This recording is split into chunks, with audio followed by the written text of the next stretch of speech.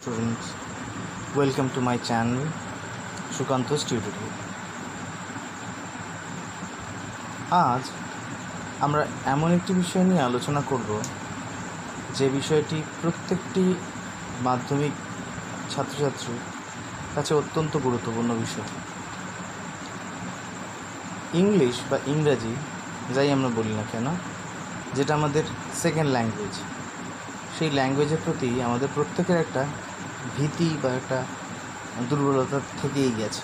বছর পর বছর ধরে আমরা ছোট থেকে এটাকে সেকেন্ড ল্যাঙ্গুয়েজ হিসাবেই ট্রিট করেছি এবং তার ফলে প্রত্যেক ছাত্রছাত্রীর মনে কম বেশি একটা ভয় বা ভীতি থেকেই গেছে রাইটিং স্কিল সম্বন্ধে। এই ল্যাঙ্গুয়েজের যেটা মেন সমস্যাকর জায়গা, মাধ্যমিকের বহু বছর ধরে পড়ানো অভিজ্ঞতা থেকে দেখেছি যে ছাত্রছাত্রীরা যেই অংশটাতে সবচেয়ে বেশি দুর্বল বা সবচেয়ে বেশি ভয় পায় সেই সেকশনটা হচ্ছে রাইটিং। তা আমি ঠিক করেছি এই বিষয়টাতে, আমার অনেক স্টুডেন্টরা আমাকে বলেছে যে এই বিষয়টাতে যদি একটি ভিডিও বানানো যায়, তা সেই জন্য আমার এই প্রয়াস যাতে ছাত্রছাত্রীদের মন থেকে ইংরেজি সম্পর্কে যে একটা ভীতি আছে, ইংরেজি রাইটিং সম্পর্কে যেটা ভীতি আছে, বেশিরভাগ স্টুডেন্টকে জিজ্ঞাসা করলেই তারা দেখা যায় যে মাধ্যমিক বা অন্য যে কোনো ক্লাসেই তারা রাইটিং জিনিসটাকে সবসময় অ্যাভয়েড করে। আমরা মাধ্যমিকের খাতা দেখতে গিয়েও পাই প্রায় যে অনেক খাতাতেই রাইটিং পার্টটা পুরো মিসিং থাকে। কেন এই ভয়, কেন এই অমূলক ভীতি, কেন এই সমস্যা, কেন এতগুলো নম্বর ছাত্রছাত্রীরা পরীক্ষা হলে ছেড়ে দিয়ে আসে? এই জায়গা থেকেই আমার এই ভিডিওটি আমি অনেকগুলো পরপর সিকুয়েল করব, যেই সিকুয়েলগুলোর মধ্যে দিয়ে আমি সবগুলো কমপ্লিট হওয়ার পর আশা করি আর কোনো স্টুডেন্টদের মধ্যে রাইটিং সম্পর্কে ভীতি থাকবে না। আজকে আমার শুরুর ভিডিও, সেই ভিডিওর মধ্যে দিয়ে আমি দেখাতে চাইব যে রাইটিং জিনিসটা আমাদের কতটা সুবিধাজনক এবং মাধ্যমিক সেকশনটাতে যদি রাইটিংটা আমরা ভালো মতো উত্তর করে দিয়ে আসতে পারি, তাহলে আমরা অনায়াসেই 60-70 নম্বরের জায়গাটা রিচ করতে পারবো এবং কেল্লা ফতে করতে পারবো। তাই এগিয়ে চলা যাক আমাদের এই ভিডিওটার দিকে। এই ভিডিওটা শেষ পর্যন্ত প্রত্যেকে দেখলে মন দিয়ে, আশা করি তোমাদের রাইটিং সম্পর্কে ভীতির কিছুটা অবসান হবে। তাই প্রত্যেককে মন দিয়ে ভিডিওটা শেষ পর্যন্ত দেখার জন্য অনুরোধ করছি। মাধ্যমিক পরীক্ষায় আমরা বেশিরভাগই দেখি স্টুডেন্টদের নম্বরগুলো 35 থেকে 40 এই কোঠায় এসে থেমে যায়, অর্থাৎ 90-এর মধ্যে 35 থেকে 40-এ এসে তাদের নম্বরের জায়গাটা পূর্ণ হয়ে যায়। তারপর বাদবাকি যে প্রজেক্ট মার্কসগুলো থাকে সেখানে 10 পেয়ে অনেকে 50 রিচ করতে পারে, অনেকের নম্বরটা 45 থেকে 50-এর মধ্যেই ঘোরাফেরা করে। এইটা প্রধানত বেশিরভাগ স্টুডেন্টের ক্ষেত্রেই দেখা যায়। আমি বছর পর বছর স্ক্রুটিনি এবং স্কুলের মার্কশিটগুলো বারবার চেক করে এটাই দেখতে পেয়েছি মোটামুটি ট্রেন্ডটা বেশিরভাগ স্টুডেন্টের এই দিকে। পাস হয়তো অনেক বেশি স্টুডেন্ট করে, কিন্তু মোটামুটি এই নম্বরটাই বেশিরভাগ স্টুডেন্টদের কাছে পেয়ে থাকে। এবার আমি খাতা দেখার দীর্ঘ প্রায় 7-8 বছরের খাতা দেখার অভিজ্ঞতার ভিত্তিতে একটা জিনিস একটু যাচ করার চেষ্টা করেছিলাম যে কেন এই 35 থেকে 40 নম্বরটা আসে। তা সেখানে আমি কিছু ইন্টারেস্টিং জিনিস লক্ষ্য করেছি, যেগুলো আজকে আমি এই ভিডিওর মাধ্যমে সবার সাথে শেয়ার করব। যেরকম আমরা দেখছি আমাদের পরীক্ষায় প্রধানত 4টে পার্ট আসে। সিন, তাতে 20 মার্কস থাকে। আনসিন, তাতে 20 মার্কস থাকে। গ্রামার অ্যান্ড ভোকাবুলারি, যেখানে 1 নোটস থাকে আর গ্রামারের কিছু সেকশনস থাকে, 3x4, এরকম সব মিলিয়ে 20 মার্কস থাকে। আর ওদিকে রাইটিং স্কিল দিয়ে আমি দেখিয়েছি, যেহেতু এটা আজকের বিচার্য বিষয়, তাই রাইটিং স্কিলের থাকে ফুল মার্কস 30। তাহলে এই 20 + 20 + 20 আর তার সঙ্গে 30 এই মিলে 90 মার্কস টোটাল। এই 90 মার্কসের মধ্যে বেশিরভাগ স্টুডেন্টের মার্কসটা 35 থেকে 40 কেন ঘোরাফেরা করে? মোস্ট অফ দ্য কেসে আমরা দেখতে পাই যে আমাদের যে ছাত্রছাত্রীরা স্কুলে আসে, যারা ইংলিশ নিয়ে যাদের মধ্যে ভীতি দেখতে পাওয়া যায়, তাদের বেশিরভাগ স্টুডেন্টেরই দেখা যায় যে তারা মেন ফোকাসটা করে সিন পোর্শনটাতে। এই সিন পোর্শনটাতে মানে বইটা যেটা তাদের দেওয়া হয়, যেটা আর কিছুই না, একটা টিচিং লার্নিং মেটেরিয়াল মাত্র, সেটাকেই তারা মেন ফোকাস করে। অথচ সেখানে মাত্র 20 নম্বরের প্রশ্ন তার থেকে আসার চান্স থাকে। যদিও কোয়েশ্চেনগুলো কম্প্রিহেনশন বেস, সেখান থেকে সব কোয়েশ্চেন যে আসবে এরকমও কোনো ব্যাপার নেই, শুধু টেক্সটটুকু তাদের জানার মতো থাকে। আর কিছু ছাত্রছাত্রী যারা একটু একই রকম চলাফেরা করতে চায়, তারা কম্প্রিহেনশন বেসড একটু নম্বরটা সিকিউর করে, তাই জন্য 20 + 20 এই 40-র মধ্যে তাদের মার্কসটা ঘোরাফেরা। যেই জন্য আমরা বললাম 35 থেকে 40। 35 থেকে 40-এর মধ্যে গ্রামার এবং ভোকাবুলারি কিছুটা তারা স্টাডি করে বা পায়, তার ফলে সেই নম্বরটা 35 থেকে 40-এর মধ্যে এসে ঘোরাফেরা করতে থাকে।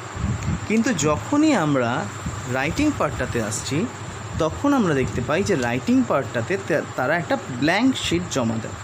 বেশিরভাগ কপির ক্ষেত্রেই আমরা দেখতে পাই লাস্টের 3টে পেজেস যেগুলো রাইটিং থাকে, সেই 3টে পেজেসে আমরা কিচ্ছু দেখতে পাই না, যেখানে আমাদের শুধু এই সাইন দেওয়া ছাড়া আর কোনো উপায় থাকে না।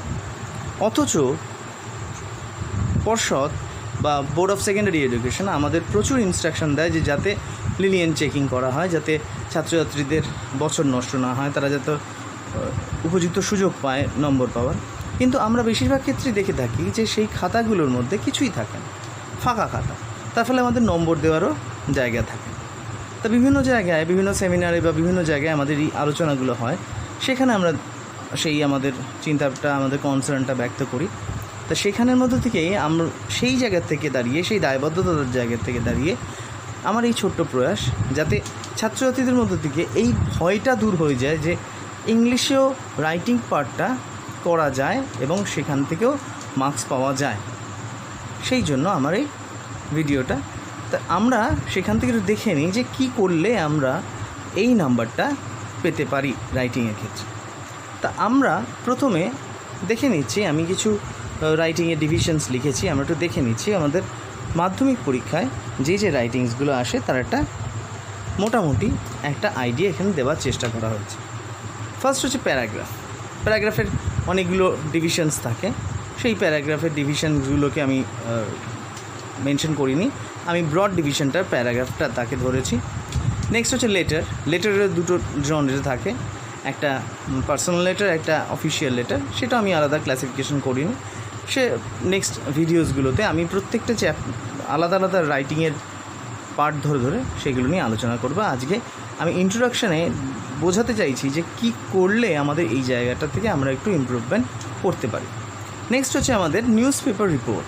এটাও আমরা আরেকটা ইম্পর্ট্যান্ট টপিক হিসেবে পাই, যেটা আমাদের রাইটিংয়ে কাজে আসতে পারে। নেক্সট হচ্ছে স্টোরি রাইটিং, মানে গল্প লেখা। এই জিনিসগুলো আমরা মোটামুটি পাই। তাছাড়াও আমাদের এর সঙ্গে অনেক কিছুই থাকে যেগুলো আমরা এর সঙ্গে পেয়ে থাকি, যার মধ্যে অন্যতম হচ্ছে নোটিশ।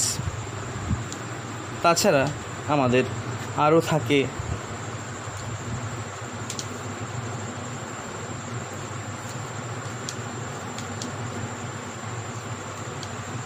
Dialogue etcetera. তা মোটামুটি এই বিষয়গুলো আমাদের রাইটিংয়ের সেকশনগুলোতে আসে। তা আমাদের মেন সমস্যা অ্যারাইজ করে কোথায়? যেটা আমরা বলছিলাম যে স্টুডেন্টসদের মেইন প্রবলেমসগুলো কি কি থাকে, যার জন্য স্টুডেন্টসরা এই রাইটিংয়ের ব্যাপারে অত্যন্ত ভয় পেতে শুরু করে। ফার্স্ট হচ্ছে poor thinking skill. Poor thinking skill জিনিসটা কি আমি একদম জলের মতো পরিষ্কার বলে দিচ্ছি বাংলায়, যাতে বুঝতে প্রত্যেকের সুবিধা। পুওর থিঙ্কিং স্কিল হচ্ছে ভাবনা চিন্তা করার ক্ষেত্রে একটা দৈন্য। মানে ভাবনা চিন্তা না করার একটা অভ্যাস। আমরা প্রচুর স্টুডেন্টকে প্রত্যেক বছর পড়াই এবং প্রত্যেক স্টুডেন্টকে জিজ্ঞাসা করি যে বুঝতে কারোর সমস্যা আছে, কিন্তু বেশিরভাগ শিক্ষকেরই একই অভিমত যে তারা স্টুডেন্টদের কাছ থেকে কোনো ফিডব্যাক পান না যে বুঝতে সমস্যা আছে কি না। কারণ তারা ভাবনা চিন্তাই করে, তারা বুঝতেই পারে না যে কি বুঝতে পারছেন। তাদের মেন সমস্যাটা হচ্ছে সেটা। তা থিঙ্কিং স্কিলের সমস্যা কোথায়? যেমন আমরা যখন কোনো কিছু লিখি তখন আমাদের এটা কমন একটা ফ্রেজ যে থিঙ্ক অ্যান্ড রাইট, একবার চিন্তা করো তারপর লেখো। তা আমরা যদি কোনো স্টুডেন্টকে অন অ্যান এক্সটেম্পোর বেসিস যদি বলি কোনো একটা স্টুডেন্টকে যে একটা তার নিজস্ব বিষয়ে কথা বলতে, যেমন the person you like the most, সেই সম্বন্ধে কিছু লিখতে বলি, তার সঙ্গে সঙ্গে সেই স্টুডেন্টটি চিন্তাভাবনা করতে শুরু করে দেবে এবং কিছুক্ষণ পর তার লেখা বন্ধ হয়ে যাবে, অথবা সে অন্য কারোর কপি থেকে কপি করার চেষ্টা করবে। তার কারণটা কি? তার কারণ সে কোনো দিন ভেবে দেখেনি যে তার প্রিয় কোন লোক আছে কি না, তার কোন কোন জিনিসটা তার পছন্দ, তার কোন কোন জিনিসটা অপছন্দ। তার কারণ তার সেকেন্ড পয়েন্টটাতে আমরা যদি চলে আসি, সেকেন্ডটা হচ্ছে তার সঙ্গে একদম ইন্টার রিলেটেড। কেন? Poor reading habit. সে কোনো দিন বই বা টেক্সট বইয়ের বাইরে কোনো বই সেই সমস্ত জিনিস নিয়ে খুব একটা চর্চা করেনি। তাই জন্য তার ওই বেসিক যে কোনো একটা প্যারাগ্রাফ, যে কোনো লেটার, তার যে বেসিক থিওরিটা, তার ভেতরের যে বেসিক মেটেরিয়ালগুলো, সেগুলো তার কাছে কোনো সময় সিকোয়েন্সিয়ালি আসে না। তার ফলে তার মাথায় সেগুলো রেজিস্টার করে না পরপর, এবং সেই জন্য সে কিছু দূর লেখার পর, হয়তো 2-4 লাইন লেখার পর, নিজের মতো লেখার পর বন্ধ হয়ে যায়। তো সেকেন্ডটা হচ্ছে তার পুয়ার রিডিং হ্যাবিট। তার মানে তার রিডিং হ্যাবিটটা যদি এনরিচ থাকতো, সে যদি বই পড়ার অভ্যাসটা তার মধ্যে থাকতো, টেক্সট বইয়ের পাশাপাশি গল্পের বই, যে কোনো গল্পের বই, যে কোনো ভাষারই গল্পের বই যদি পড়ার অভ্যাসটা থাকতো, তাহলে তার মধ্যে সেই নলেজগুলো থাকতো এবং সে সেগুলোকে নানারকমভাবে ব্যক্ত করতে পারতো বিভিন্ন নিজস্ব আঙ্গিকগুলোতে। নেক্সট হচ্ছে ভেরি রেয়ার রাইটিং হ্যাবিট, যেটা আমরা ইংলিশে তো দেখতেই পাই না স্টুডেন্টদের মধ্যে। ভেরি রেয়ার রাইটিং হ্যাবিট কেন বলেছি? এটা স্টুডেন্টদের ক্ষেত্রেও যেরকম খুব কম দেখতে পাই, এবং নাম্বার অফ স্টুডেন্টসের ক্ষেত্রেও সেটা খুব কম দেখতে পাই। ক্লাসে যারা ফার্স্ট সেকেন্ড যারা স্ট্যান্ড করে ইউজুয়ালি, বা যারা ইংলিশটাকে খুব ভালোবাসে, তা সেই রকম কিছু স্টুডেন্টের মধ্যে আমরা এই স্বভাবটা দেখতে পাই। তা সেটার কারণটা কি? তার কারণটা হচ্ছে আমরা ঠিক ইংলিশটাকে একটা একটা ভয়ের পর্যায়ে নিয়ে চলে গেছি। প্রথম থেকেই আমাদের ছোটোবেলা থেকেই শেখানো হয় যে ইংলিশটা ভীষণ টাফ জিনিস, ইংলিশটা ভীষণ ভয়ের জিনিস, ইংলিশটা একটা ফরেন ল্যাঙ্গুয়েজ, সেটা ডেভেলপ করতে গেলে আলাদা আলাদা জিনিস লাগে। তার ফলে আমরা একটা স্টুডেন্ট ক্লাস 5 থেকে 6, 6 থেকে 7, 7 থেকে 8 যত আস্তে এগাতে থাকে, সেই ভয়টাকে আরও বেশি বেশি করে সঞ্চয় করে সে এগাতে থাকে। তার ফলে যখন সে ক্লাস 9 বা 10-এ এসে উপস্থিত হয়, তখন তার মধ্যে ভয়টা এতটা বেশি জমা হয়ে থাকে যে তার ওই জিনিসটাতে তার যে মাস্টারি করতে পারে সে, সেই করার রাস্তাটাকে আমরা ব্লক করে দিই এই ভয়টার মধ্যে দিয়ে। তার ফলে আমাকে প্রথমেই যেটা করতে হবে যে shun every kind of fear that is within you.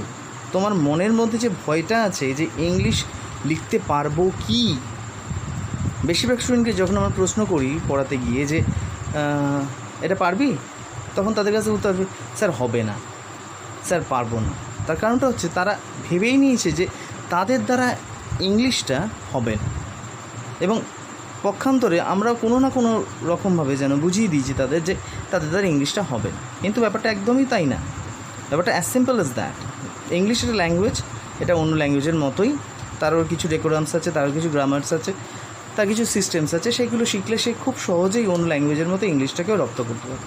যেহেতু ইংলিশ একটা গ্লোবাল ল্যাঙ্গুয়েজ, এটা রপ্ত করার ক্ষেত্রে আরেকটা সুবিধা হচ্ছে যে সে এই যে গ্লোবাল সিটিজেনশিপের আজকের ওয়ার্ল্ড, সেখানে খুব ভালো মতো অ্যাকোমোডেট করতে পারবে নিজেকে, যদি এই ল্যাঙ্গুয়েজটা ভালো মতো করতে পারে। তার ফলে আমাদের সবার আগে যেটা তৈরি করতে হবে সেটা হচ্ছে যে এই পড়াশুনোটা বাড়াতে হবে, নিজেদের পড়াশোনাটা বাড়াতে হবে, এবং এই ভয়টা মন থেকে দূর করতে হবে। প্রত্যেক দিন অল্প বিস্তর 2 লাইন 4 লাইন করে করে আমাদের লেখার হ্যাবিটটা তৈরি করতে হবে। এবার চলে আসি 4 নম্বর পয়েন্টটাতে, scarcity of stock of words, হ্যাঁ এইটা আরেকটা ইম্পর্টেন্ট প্রবলেম স্টুডেন্টসদের যেগুলো ফেস করতে হয় তাদের মধ্যে। স্টক অফ ওয়ার্ডস কম। অনেক স্টুডেন্ট বলেছে স্যার লিখতে চাই কিন্তু ওয়ার্ড সেরকম জানা নেই, তা লিখবো কী করে? ফলে এই একটা বড় সমস্যা যেটা আমরা স্টুডেন্টদের মধ্যে লক্ষ্য করি, স্কারসিটি অফ স্টক অফ ওয়ার্ডস। তাহলে সেটাও একটা বড় সমস্যার কারণ হয়ে দাঁড়ায়। তাহলে সেটা কী ক্ষেত্রে করা যায়? ওই একই কথা, যতই আমরা পড়াশোনা করব, যতই আমরা ছোটোবেলায় অনেক স্টুডেন্টকে দেখতাম, আমাদের ছোটোবেলায় দেখতাম যে অনেকে ডিকশনারি মুখস্থ করত। সেটা একটা ভালো হ্যাবিট ছিল।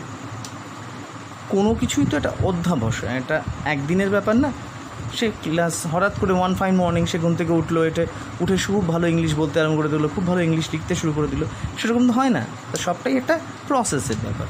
প্রসেসটার মধ্যে দিয়ে যখন আমাদের যেতে হবে তখন আমাদের প্রথম থেকে মাইন্ডটাকে স্টেবল রাখতে হবে যে হ্যাঁ আজকে আমি নতুন একটা কিছু শিখব, নতুন 2টো ওয়ার্ড শিখব, নতুন 5টা ওয়ার্ড শিখব।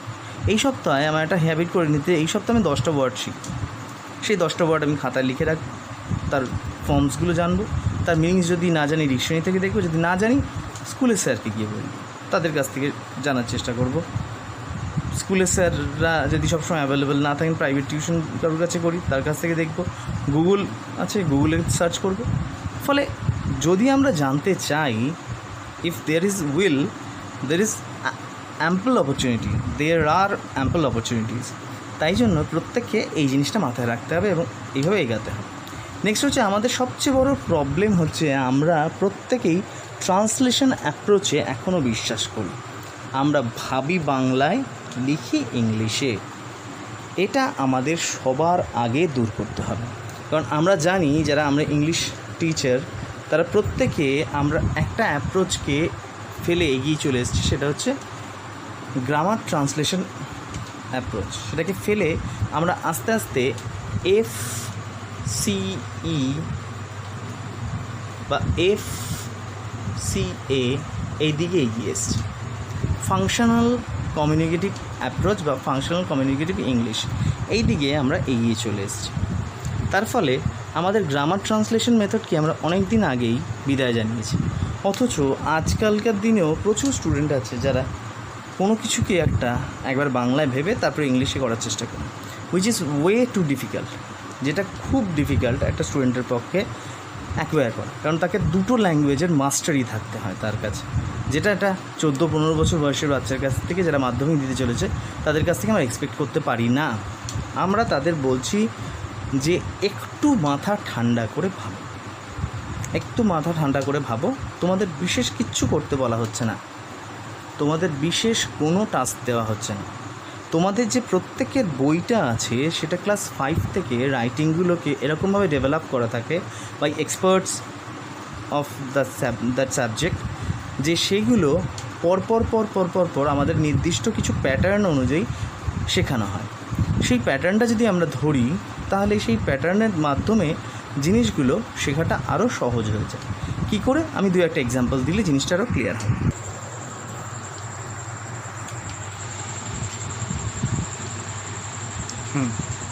তো যেটা আমরা বলছিলাম, যেমন আমরা যখন রাইটিংয়ের ব্যাপারগুলোতে আসছি তখন কতগুলো জিনিস আমাদের মাথায় রাখলে জিনিসগুলো লিখতে আমাদের সুবিধা।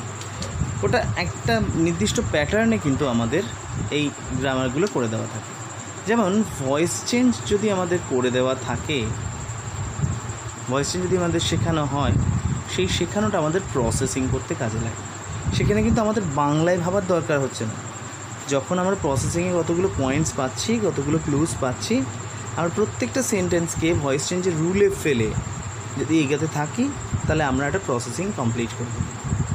ফর এক্সাম্পল, যদি আমরা একটা কথা পাই, একটা লাইন পাই, tea taken, for example tea taken,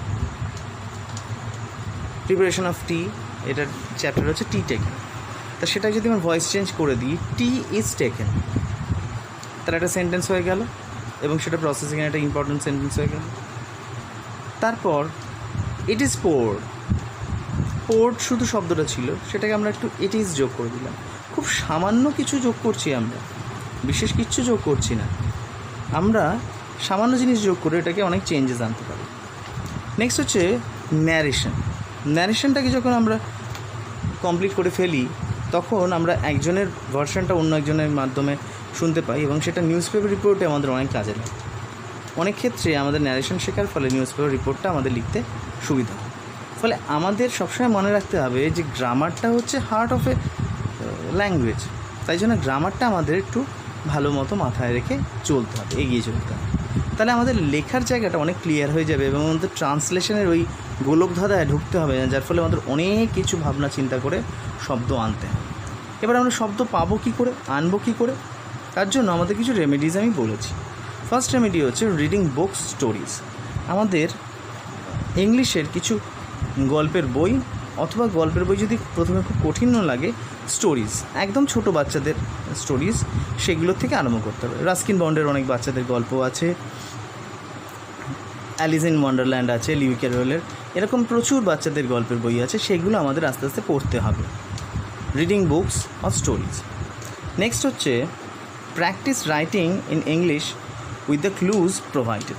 প্রত্যেকটা ক্লাসেই আমাদের কিছু রাইটিং স্কিলের জন্য লেসন থাকে, প্রত্যেকটা লেসনের শেষের দিকে লেটস রাইট বা এই জাতীয় কিছু বলে বইয়ের মধ্যেই থাকে, আমাদের ব্লিসের মধ্যে থাকে বা ব্লেসিংসের মধ্যে থাকে। তো সেইগুলো আমাদের এক এক করে করে সেই পয়েন্টসগুলোকে, ক্লুগুলোকে নিয়ে, যেরকম আমি সিস্টেম বললাম, ভয়েস চেঞ্জ যদি থাকে প্রসেসিং তাহলে ভয়েস চেঞ্জের মতো, ন্যারেশন থাকলে নিউজ পেপার রিপোর্টের মতো, প্যারাগ্রাফ থাকলে জাস্ট সেইগুলোকে একটা সাবজেক্ট একটা অবজেক্ট বসিয়ে সেগুলোকে ফিল আপ করা। অনেক ক্ষেত্রে অবজেক্টও দিয়ে দেওয়া থাকে, শুধু সাবজেক্টটা বসালেই সেন্টেন্সটা কমপ্লিট হয়ে যায়। এই সামান্য চেষ্টাটা আমাদের করতে হবে, রাস্তায় আমাদের নামতে হবে। না নামলে, আমি যদি অ্যাক্সিডেন্টের ভয়ে রাস্তায় না নামি তাহলে তো আমাদের গাড়ি চালানো শেখাই হবে না। ঠিক একই রকমভাবে আমাকেও সাইকেলটা নিয়ে বা গাড়িটা নিয়ে নেমে পড়তে হবে ইংলিশের রাস্তায়, তারপর আস্তে আস্তে আমরা ইংলিশের পথে এগিয়ে যেতে পারি। নেক্সট হচ্ছে ভীষণ ইম্পর্ট্যান্ট গ্রুপ স্টাডি। গ্রুপ স্টাডিটা ভীষণ ইম্পর্ট্যান্ট, কারণ আমরা বেশিরভাগ ক্ষেত্রেই দেখি যে কিছু বন্ধু থাকে যারা খুব অ্যাক্টিভ, যারা পড়াশোনা খুব করতে ভালোবাসে, যারা ইংলিশকে খুব ভালোবাসে।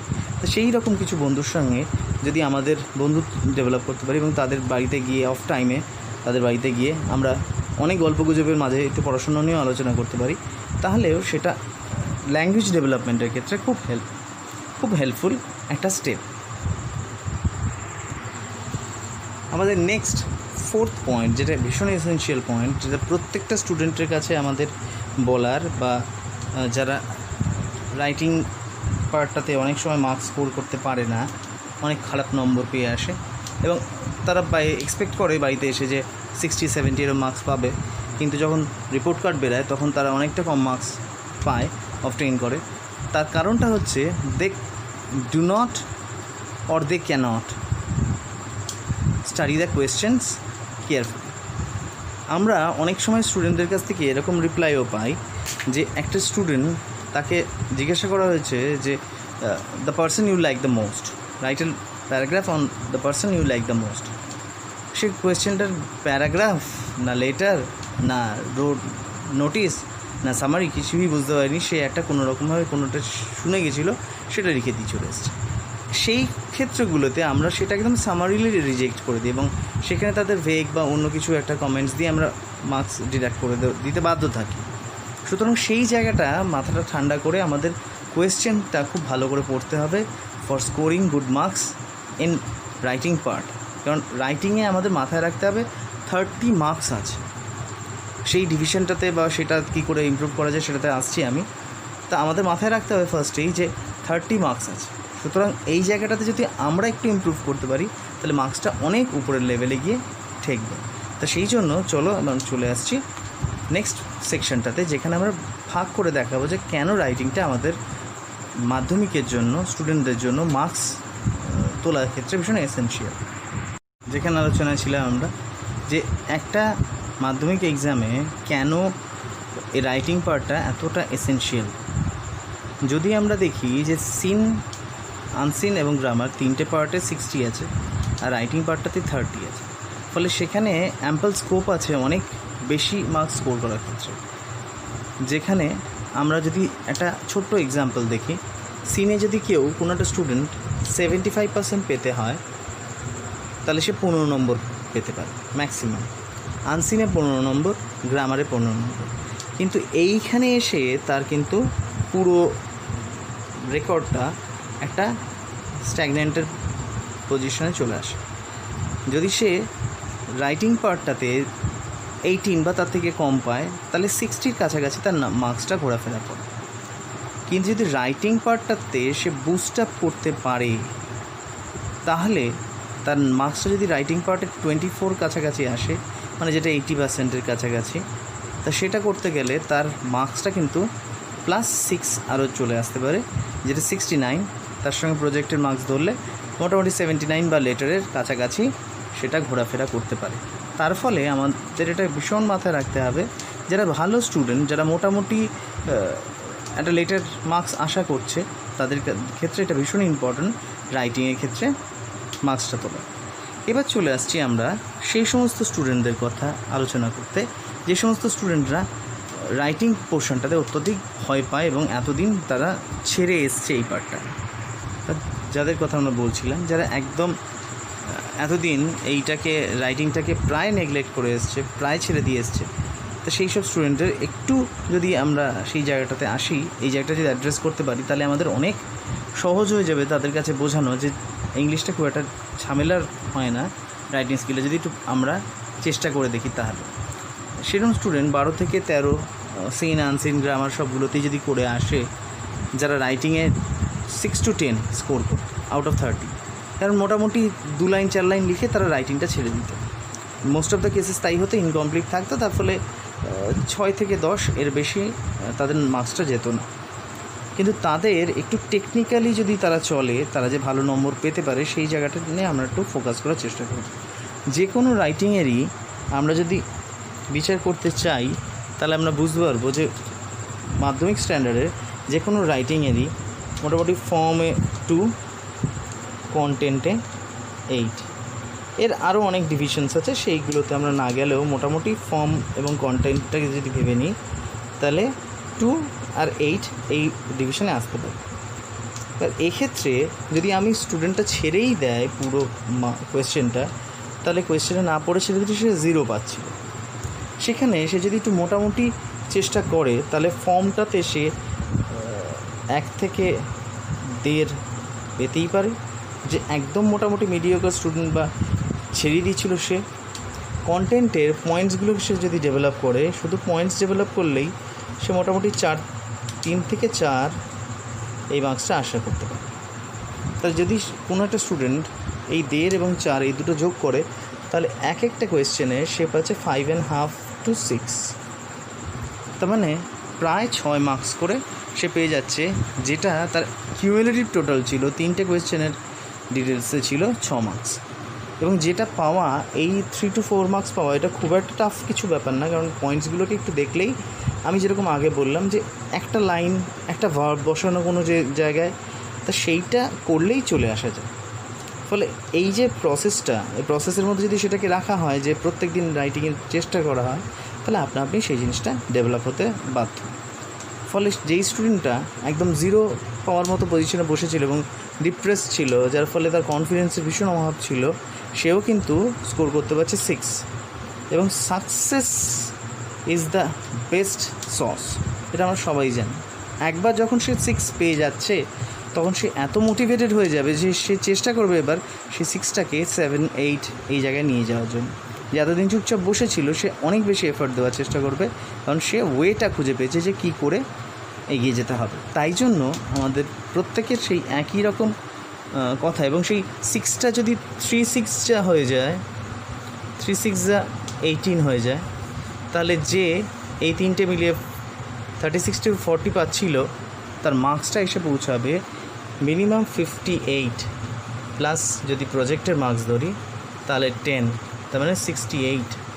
You will be boosting with confidence.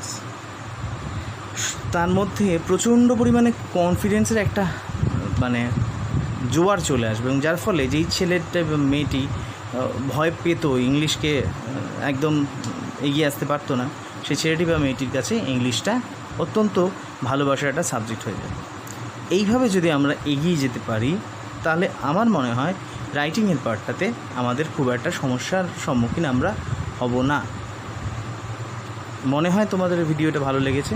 যদি ভালো লেগে থাকে তাহলে অবশ্যই লাইক করবে, এবং এরপরের ভিডিওসগুলোতে আমি আলোচনা করব যে কি করে প্রত্যেকটা ইন্ডিভিজুয়াল রাইটিং স্কিল পার্টকে আমরা ডেভেলপ করতে পারি, এবং সেখানে ভালো মার্কস কী করে ক্যারি করতে পারি তার অনেক টিপস থাকবে, অনেক এক্সাম্পলস থাকবে, অনেক এক্সাইটিং কিছু জিনিসের জন্য নতুন ভিডিওগুলো পাওয়ার জন্য ওয়েট করো।